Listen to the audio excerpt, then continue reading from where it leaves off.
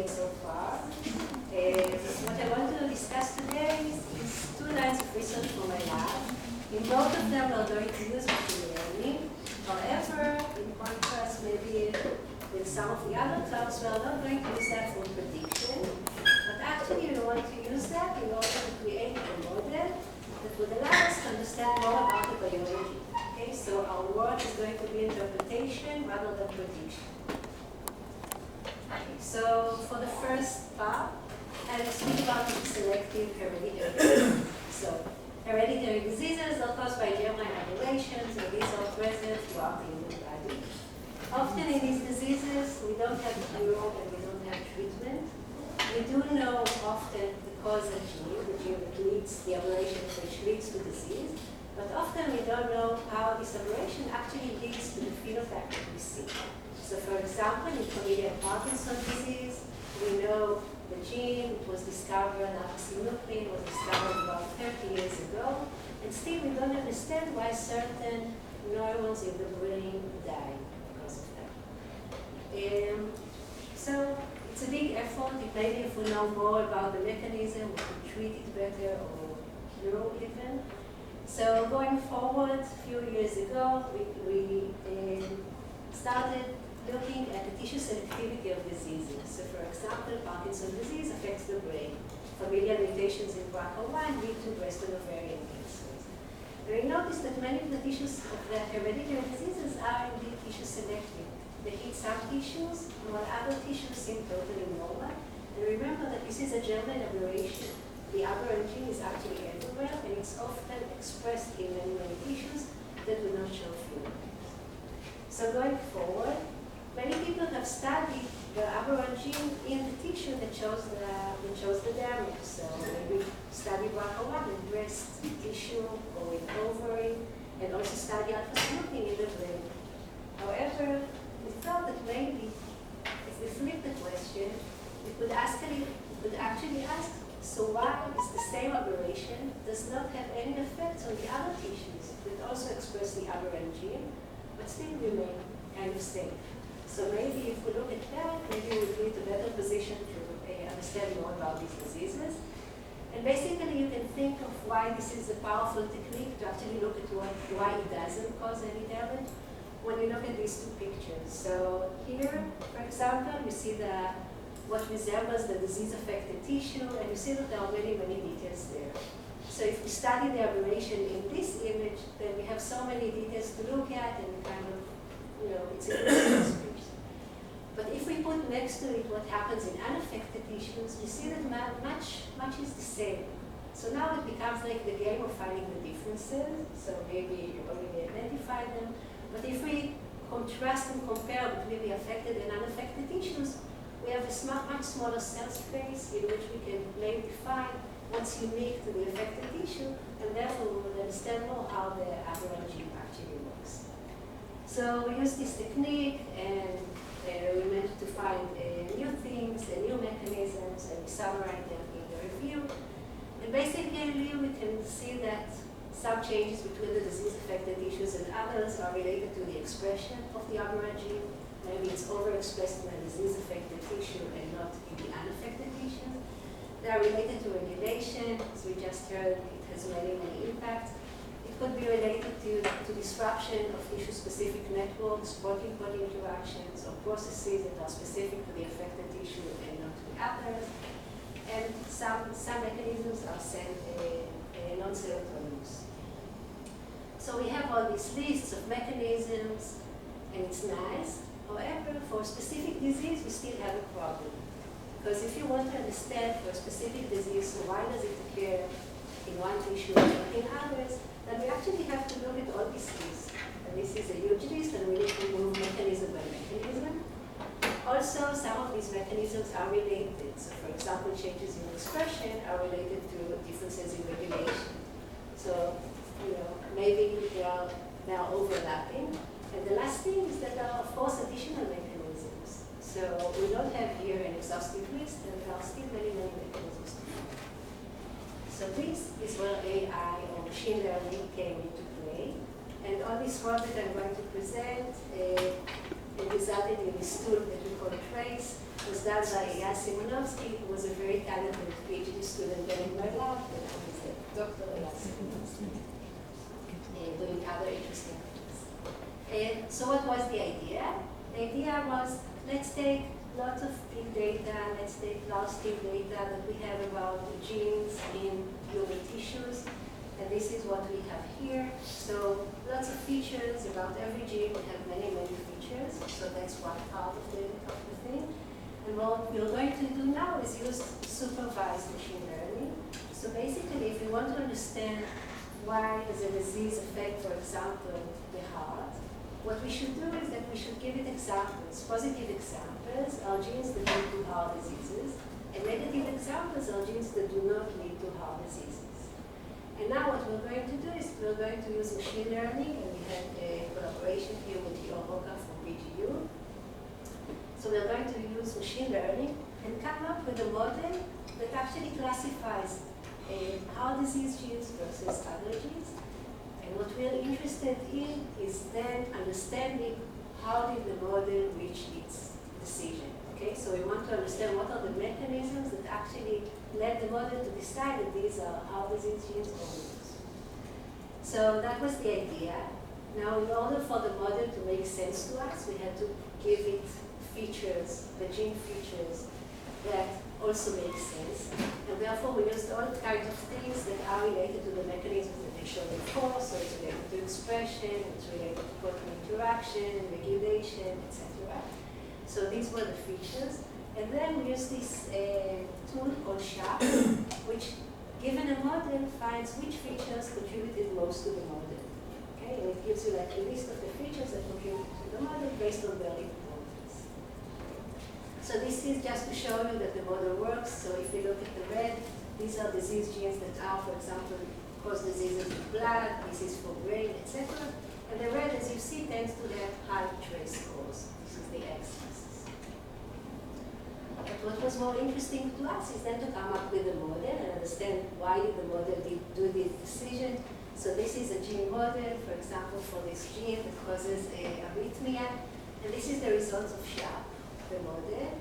And at the top here is the feature that contributed most to the decision of the model. The model decided that this is indeed a heart disease gene, and this is the feature that contributed to it. And then we look at the top feature, and we find that it's related to processes, and then we look at the process that contributed to this top feature, and we can identify a disease-related process. And all this is machine learning, right? We didn't do anything manual, we just created these big data sets, and now we can come up with some hypotheses about why does the disease occur, what's the mechanism. So we can do that. We can do that for a specific gene. We can do that for a specific tissue model. And we can also look across different models. So this is what we do here. And we can ask, so which mechanisms are more prevalent across these diseases? And we see, for example, expression or network. These two were known. However, we also find that processes are also important. They were not identified before as something that could explain tissue selectivity of diseases. So basically, we use this, the AI scheme or the machine learning scheme to estimate and expose new mechanisms. So we're kind of happy with that. But then Hanan Negev from my lab, also a talented PhD student then, came up with another step. But the idea was, okay, now we know how to understand which gene causes a heart disease and which doesn't. So maybe we can actually use it in the clinic. Maybe we can use it to find disease genes. So what do I mean? How do we do that? So basically, if someone is suspected of having, usually it's a rare disease, they come to the clinic and they go through exome sequencing, often with family members. And after that, the sequences are compared between the healthy and diseased patients, and some variants are identified. And when I say some, it's a really big sum, because usually it's thousands or tens of thousands of variants that are identified. And then there are all kinds of variant function prediction tools that are used in order to limit the number of variants to something that is more difficult to work with. So usually in the genetic centers, they come up with about tens to hundreds of candidate variants. And then the geneticists actually spent a lot of time in finding which of the variant is worthy of following experimentally. And this is where much of the things fail. So usually in a lab they can study about 4 or 5, something like that, candidate variants. And the result is that in many cases the genetic diagnosis is not successful, so they don't manage to identify the true pathogenic variant. And therefore, the general rate of successful genetic diagnosis is between 60% if it's a big family and 25% if it's a small family. So what Hanan thought of doing is actually now to incorporate the tissue selectivity. So tissue selectivity, or which tissue is affected, is not part of these tools at all. Usually they just look at genetics and many other features, but not at the affected tissue. And what Hanan thought is that maybe if we know that this is a heart disease, maybe we can use our tools actually to filter these variants. So this is like a rough explanation of what's going on. We're going to use data of lots of variants. We're going to use tissue-specific features of genes, as I showed you before, but also we're going to use variant-specific features, and now create machine learning models that can identify which variants may actually lead to a heart disease, or which variants might lead to a disease that affects, for example, the brain. And here is a proof of concept example. We took here variants of a certain gene. This is DNMB2, that is causal for cardiomyopathy. All the variants in red are the ones that are pathogenic for the disease, or the ones in black are not. And when we use trace var, which is the name of the tool, to see in which tissues we find that these are pathogenic, we see that all non-pathogenic variants, it's benign variants actually, they get low scores everywhere, and only the pathogenic variants actually get high scores only in the disease-affected tissue. Okay, so this is a proof of concept that this works. This is when we compare it to other tools, so trace value is in kind of blue. So knowledge of the tissue actually helps. And this is when you apply it to data for patients. So this is a test case. We took 52 patients that were diagnosed by the Bill Club, Ohad Bill, and Ivali Yeger, his PhD student. Ohad is the head of the Genetic Institute at Soroka Medical Center. So we took data of 52 patients, and we used our system in order to try to identify which of the candidate variants of mutation is the one that is pathogenic. And we had nice success score. However, what's more important to us is that now we can actually interpret each of these models and come up with kind of an explanation, or candidate explanation, for why this is the pathogenic variant, or why does it do what it does, and we can also identify sometimes the process that is related to the disease, etc. So this is one story. We created also a web tool, which I believe every computational biologist that creates kind of new frameworks should do. So we have this tool.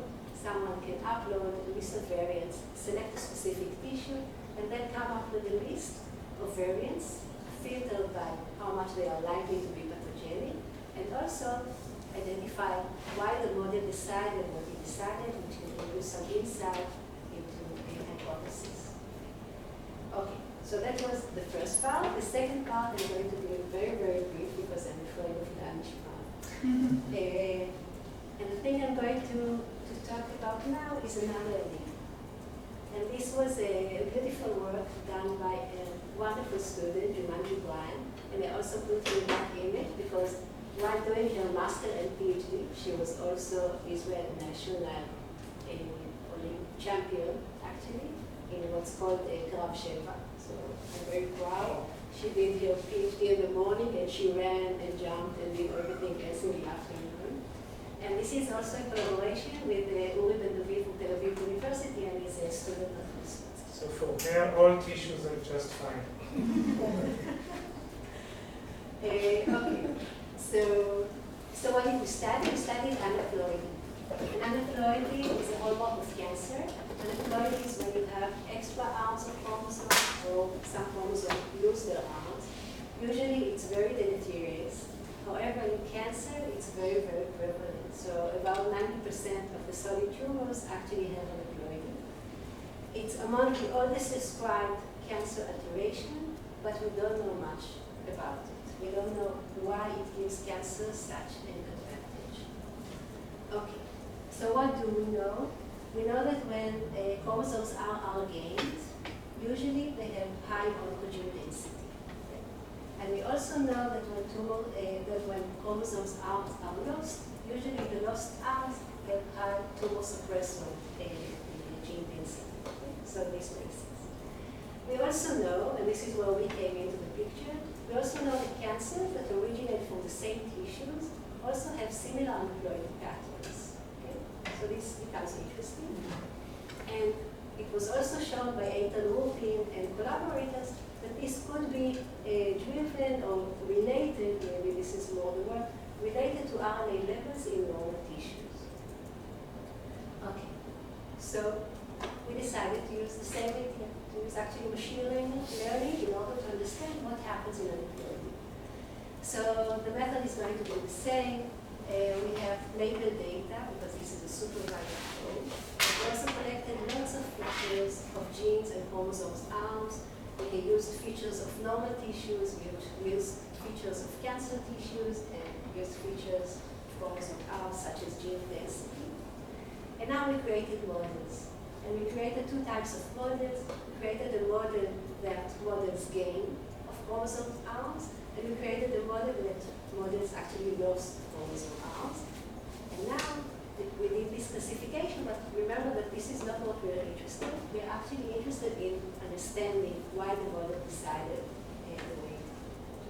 So what did we find?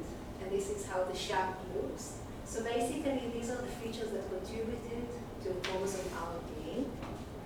As could be expected, oncogene density tends to be high on chromosome arms that are gained. However, what was really interesting is the feature that is more important, which is that arms that are gained tend to have very low tumor suppressor gene density. Or said differently, usually cancers don't like to gain arms that have high tumor suppressor gene density. And when I say differently, it leads us to negative selection. So usually when we talk about cancer, we often talk about positive selection, but this is a case showing that negative selection is actually maybe much more important than negative. Negative selection is actually more important than positive selection in the decision of whether an arm is going to be gained or not. Kind of the same thing, but vice versa. This is for the loss model. So again, we find here the tumor suppressor gene density tends to be high on chromosome arms that are lost. However, oncogene density is something, again, the cancer does not want to lose an arm that has a high oncogene density. Okay? So again, we see this sort of negative selection. Another thing that we found, and this is a mechanism that was not shown before, because we were able to put into machine learning all kinds of potential mechanisms. We also looked at parallel compensation, and parallel compensation seems to play a role. So if a chromosome arm has genes, and these genes have parallels on other arms, then these chromosome arms can more easily be used. Okay, so that's the idea. If it doesn't, it will be maintained, and again, it's a case of negative selection. Okay, so we have also identified a new factor that could drive or contribute to aneuploidy. So, just to be very brief here, what I've shown you is that actually we study genetics in context. The way we did it is using machine learning, and the way we use machine learning is not necessarily for prediction, but actually to understand what drives these phenotypes that we see, what drives diseases, what drives anti-cancer aneuploidy. We also find that negative selection is important in cancer aneuploidy, which was not appreciated before. And also we devised a new way to look at clinical data from patients in order to identify which is pathogenic.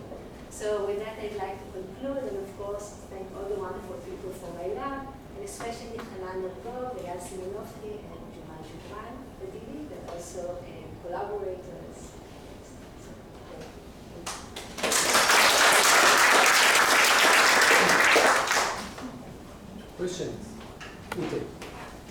Yeah, I'm not sure I understood that correctly. I understood you said there are genes that lead to certain diseases, for example, to arrhythmia and so on.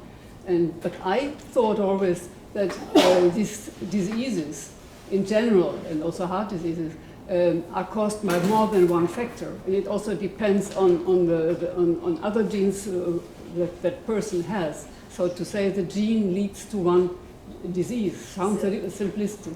Yeah. So there are monogenic diseases and there are complex diseases. So monogenic diseases are caused by aberration in a single gene.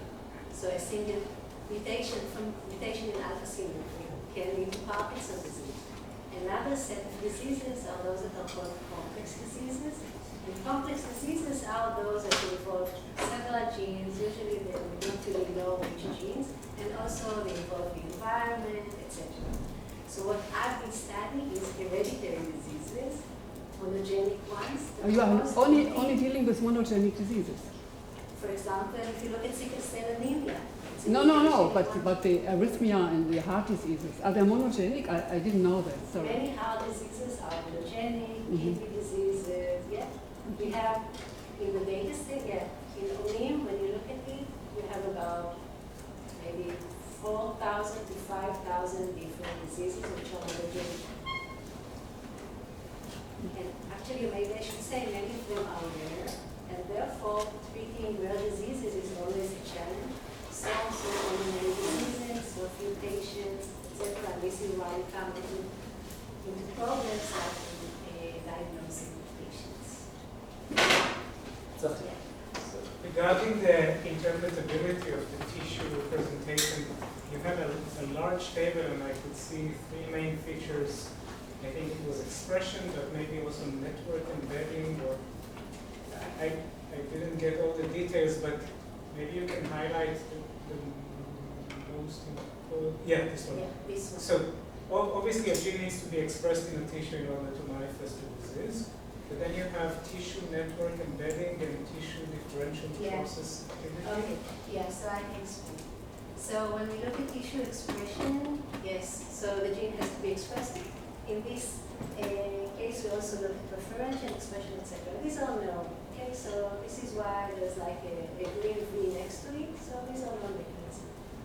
Tissue network embedding is actually the name of the feature, but what it represents is the protein-protein interaction neighborhood of the gene. So the protein-protein interaction neighborhood also, what we find is that it plays a role across different diseases, across different tissue models. So if I gather it, it has to be expressed in the tissue, and it increases the chance of manifestation of a disease in that tissue if it interacts with other proteins that are expressed in that tissue. Exactly. Okay. And the last, if this is kind of different between the tissues then. Okay. And the last one is the one that actually, I'm sorry because this name is a bit enigmatic, but this is something that we studied more recently. And this is, we look for each gene, protein, we look at which processes it plays part in. Okay? And now, separately, what we do is that we try to assess the activity of that process, for every process. So how do we assess the activity of a process? We actually look at the genes that are part of this process, and we look at their expression pattern. Now we do also, okay, so this allows us to give a score to each process in each tissue, because we're going to use tissue expression data. And now we're also doing it in a differential kind of way. So we're looking at the score of the process in that tissue minus its median score across all the different tissues, and therefore we say this is like the preferential activity of that gene. Okay. so maybe the summary for all three of them is that it's a lot about expression in the tissue, either directly the gene or the gene it interacts with, or the gene that it performs a similar process or a related process with that needs to be expressed in the tissue. Exactly. And this thing, the process, this was not noted much before, but actually it seems to play a major role across the different tissue models. And this is something that we actually identified only because we use machine learning and we could put this feature in. Okay? So that's the power of machine learning. You can throw many, many things at it, and get some kind of an answer. Now, whether this answer makes sense or not, this is kind of what we should ask ourselves. But here we saw that it does make a lot of sense. Also in specific cases and also generally. Esti, I have a question. Okay. Beautiful presentation, but one thing that I missed here is evolution. And I don't see even, I mean, there's so much data accumulating for many model and non-model organisms, for many tissues across development. And you could see that there are genes that are expressed in the same tissue in many species, but there are some new genes which might be discovered by looking in other species as well. And they will be just under the radar of your approach because you look only in humans. You see what I mean? Yes, so basically we look only on humans first because humans are most interesting to us, but also because we have lots of data on humans. So even if you look at protein interactions, for example, you have about already like 1 million protein-protein interaction in human, but if you look at mouse, the data is about a few tens of thousands. But gene expression. So I this know is just for to say, many species. so this is just to say that human is actually well, we also have lots of data. I agree that evolution can tell us a lot. I totally agree with that. And the question is how to incorporate that in. Any more questions? If not, that concludes this session, and I wish to thank the speakers.